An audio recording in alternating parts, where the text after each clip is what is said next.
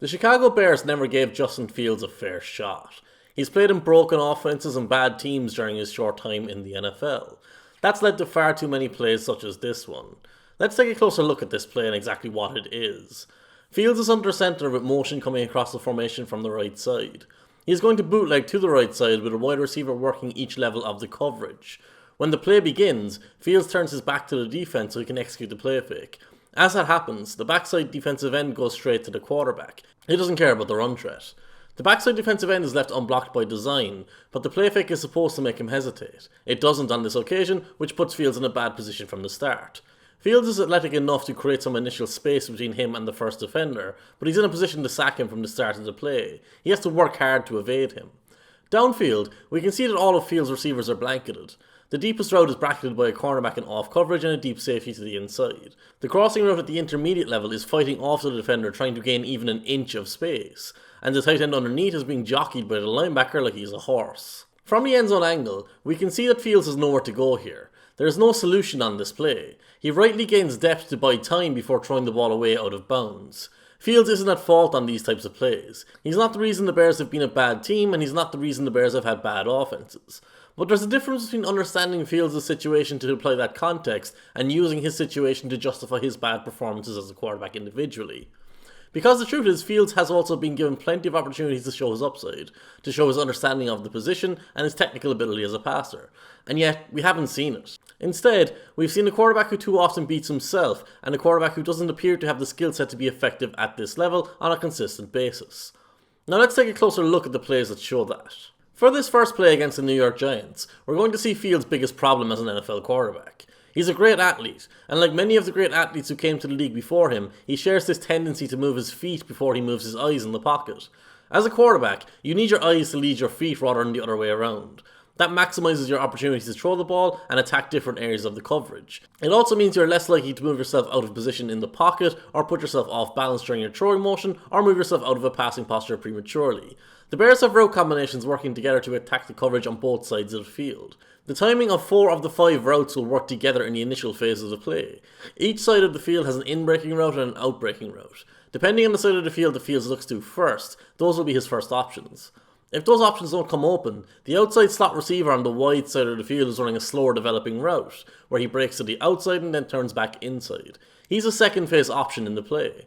Fields looks to his left at the snap. He's anticipating man coverage, and depending on the pass rush, either route could come open. But it's not man coverage. The defense drops into zone, so there's a deep defender to pick up the deep outbreaking route and 2 underneath defenders to handle the inbreaking route. Fields is a completely clean pocket at this stage of the play. He can see his receivers on the left are not an option, so he should turn slightly and reset his feet to look to the right side. He should let his eyes lead his feet. On the right side, you can see how the defense is being occupied by the first phase routes. The slant receiver will hold the underneath defender inside if Fields stays centrally in the pocket. The deep out route is occupying the outside cornerback and the safety to that side. That leaves the receiver highlighted in green wide open underneath after he turns back in field. All Fields has to do is turn and deliver a straightforward throw, but instead he moves his feet before his eyes, then drops his eyes and turns backwards so he's looking at the sideline instead of the coverage. It now doesn't matter what routes the receivers are running. Fields isn't looking at them, never mind looking for them, so he can't throw the ball to any of them. He's covered every receiver on the field better than the defense ever could. He runs into the flat, which breaks the design of the play and draws all the defenders to that side of the field. Unlike the first intentional throwaway that we saw under pressure, this incomplete pass is solely a result of poor quarterback play. On this play against the Houston Texans, the offense is going to attack the middle of the field with a curl route and a slant route coming from the opposite side of the field. Fields is again in shotgun and will get good time to make a coverage read. The defense is showing quarters at the snap. But when the ball is snapped, Fields instantly looks to the inside slot receiver running a curl route. He's looking at his receiver, not at a defender in coverage. This is vitally important. This means the slot cornerback outside can abandon the slot receiver breaking towards the sideline and aggressively jump inside underneath the curl route from the inside slot receiver. Since Fields is looking directly at this action, he doesn't make the worst possible mistake and throw the easy interception to that defender. But since he stared down his own receiver instead of looking to understand the coverage, he doesn't know that the middle linebacker has shifted across the field as well. He doesn't know that his slant route receiver is wide open. From the end zone angle, we can see Fields step to throw to his curl but then abandon that and crouch down. His footwork is immediately out of sync and he's out of his throwing posture. By the time his slant route receiver is wide open, Fields' eyes have dropped so he can't see him. The quarterback is scrambling as his default reaction to not seeing his first read wide open. He again moved his feet before he moved his eyes. That leaves the defense off as they stop him at the line of scrimmage instead of potentially giving up the first down throw. While players such as Lamar Jackson are diminished as passers because they run the ball, there is a key difference between those successful quarterbacks and the likes of Fields and Terrell Pryor.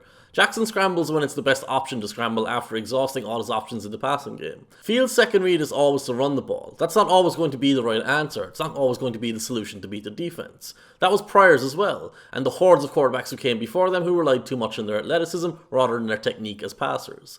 On this play against the Packers, we're going to just focus on the top half of the screen. There, the Bears are running two outbreaking routes at different depths. This play captures how Fields has no actual process as a passer, either before or after the snap. He looks to the right side at the snap and should stick with this area of the field, but immediately moves off of it instead. As his eyes go left, the tight end is finding space underneath while both defenders are blocked by the first receiver through the zone. This is a simple first down throw for Fields. We can see from the end zone angle that Fields has abandoned the right side of the play before he hits the top of his drop. Nothing is open to his left, so he invites pressure onto him in the pocket and is ultimately sacked with nowhere to go. For this Texans play, Fields is in shotgun alone in the backfield. He has three receivers in a bunch to the wide side of the field and two receivers tied together inside the numbers on the narrow side of the field. Fields is looking left when the ball is snapped and he has a high-low concept working against the linebacker in zone coverage over the middle. We can clearly see the linebacker sense the post route in behind him and slide back inside so that the curl route is left wide open. In the pocket, we can see Fields looking directly at this area of the field but not seeing the coverage. He compounds his missed read by trying to escape into the left flat instead of simply stepping up and inside of the pocket. Even if he successfully escapes to the left flat here, none of his receivers are on that side of the field. They were all breaking to the middle or the right side of the field. He has to be aware of that as the quarterback. He knows what play has been called, so he knows where he can go to throw the ball to those receivers. The defense is in zone coverage, so Fields would have been easily tackled without anyone to throw the ball to on that side of the field even if he escaped to the flat. He doesn't escape to the flat either way, and essentially sacks himself in the end. This is a shot play designed against the San Francisco 49ers in Week 1. Fields is under center and executes a bootleg play fake into the left flat. He has an extra blocker to give him time there once he turns around. When he does turn and see the coverage downfield, the quarterback never stops his feet. He should settle in a passing posture here and set up to throw the ball downfield. Instead, his eyes are dropped and focused on the defender in the flat from the beginning of the play. That defender is already drawn to Fields. He doesn't need to run towards him to garner his attention and create an opening for the receiver in behind him. By closing the space between himself and the defender, he forces his intended target closer to the sideline. He actually winds up covering him rather than opening up space for him. But more importantly, it means Fields also doesn't see the receiver running into space deep downfield. That was the primary option on the play, not the flat route. He should have read high to low rather than low to high, starting low and never getting too high. That means he never has an opportunity to throw to that deep route no matter what happened on the play, which means he's curtailing the output of this play by default even before it begins. Fields' bad decision is compounded by a bad throw made while he jumps in the air. He leads his tight end over the sideline for absolutely no good reason. Here, against the Giants, we're going to see another shot play, but one of a completely different kind. It's 4 verts with Fields and shotgun. This play is going to work perfectly. You draw it up to work like this and it does exactly what you want it to do. The defense plays quarters coverage, but 2 of the defenders on the narrow side of the field where the offense only has 1 receiver. This creates an imbalance in the defense. When Fields hits the top of his drop, he looks to the right sideline for his receiver there. The safety to that side of the field sees this and turns to sprint to the sideline. That in turn puts the other safety between 2 defenders. He takes the outside receiver running vertically, hoping the other safety will take the interior seam route, covering across the field rather than going towards the sideline. Both safeties have their backs to Darnell Mooney, so if Fields can simply move from his first read to his second option, he has a wide open 35-yard touchdown pass. He's in a clean pocket too, so this is a really easy play. When we watch Fields and Mooney side by side, we can see Fields runs himself into a relatively short gain, while Mooney only gets more open as the play develops. It's a huge missed opportunity and the type of play that happens constantly with this quarterback. Not seeing receivers open for big plays is a big problem. It's especially problematic when paired with a tendency to misread coverages and throw to defenders. This interception against the San Francisco 49ers highlights Fields' lack of awareness of the defense. The Bears called 3 deep curl routes and a release valve route called into the right flat. The 49ers have 6 players in position to blitz the quarterback before the snap. When the ball is snapped, both linebackers and the slot cornerback drop into coverage, so it's a 4-man rush. The strength of the defense is now in the middle of the field. It's a crowded coverage. The quartet of defenders are creating a box around Fields' post route. Nobody is obviously open against the man coverage outside of that box either, but they are all better options than one receiver working the middle of the field who is very clearly outnumbered and running into traffic.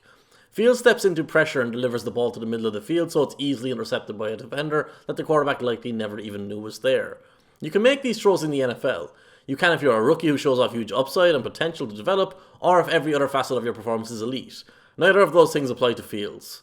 On this play against the Texans, the Bears go with another aggressive play design. Both flat routes are going to stay into block initially while the other routes develop downfield. They are slow developing routes, so they need that extra time.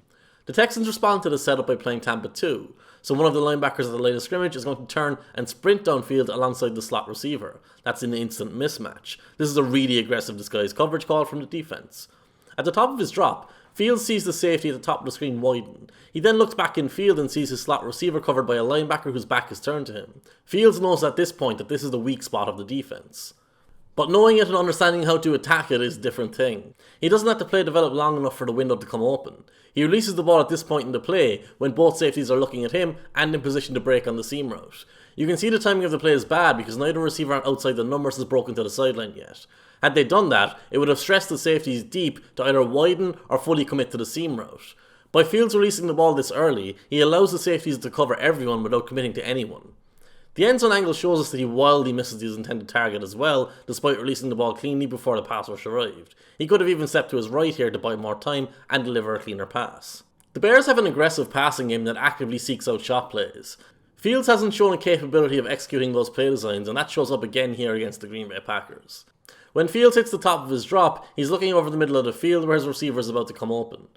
This is another easy big play because you can see the cornerback turn to follow the vertical route to the opposite side of the field, clearing out all that space. Instead of standing in and throwing the ball for the big play, he immediately moves his feet and then drops his eyes because of the pass rusher who isn't actually that close to him at this point in the play.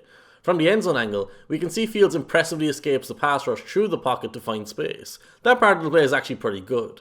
But once he finds that space, his pass is limp towards its intended target and easily picked off by the defender. The ball was thrown late and inside and lacked the velocity to reach his intended target. Fields throws the ball to defenders a lot. He has 15 interceptions in his short career so far, and he should have significantly more already. On this play, the Bears keep 7 players in pass protection and use a play fake while 2 receivers release vertically down the right side of the field.